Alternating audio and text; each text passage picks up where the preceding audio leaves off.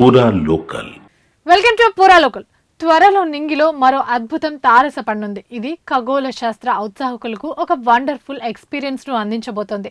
అదే ఆగస్టు నెలలో వచ్చే సంపూర్ణ సూర్యగ్రహణం. ఇది ఈ దశాబ్దంలోనే అతిపెద్ద సూర్యగ్రహణం. ఇలాంటి సూర్యగ్రహణం 1991లో జరిగింది. మళ్ళీ ఇన్నేళ్ల తర్వాత ఇప్పుడు సంభవించనుంది.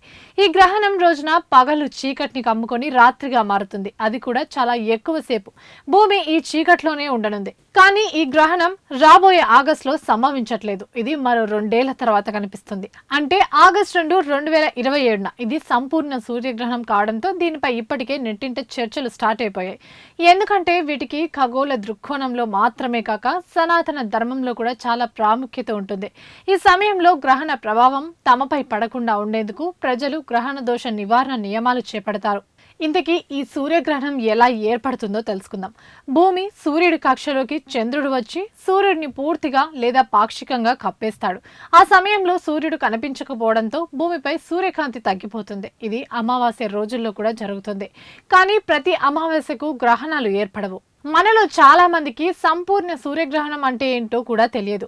సంపూర్ణ సూర్యగ్రహణం అనేది చంద్రుడు సూర్యుడిని పూర్తిగా కప్పేసే అరుదైన ఖగోళ దృశ్యం. ఆ సమయంలో సూర్యుడు పూర్తిగా కనిపించకుండా కనుమరుగవుతాడు. ఆ సమయంలో సూర్యకాంతి భూమిపై పడకపోవడంతో పగలు కూడా చీకటిగా మారుతుంది. పాక్షిక సూర్యగ్రహణం అంటే ఇది సంపూర్ణ సూర్యగ్రహణం కంటే భిన్నంగా ఉంటుంది.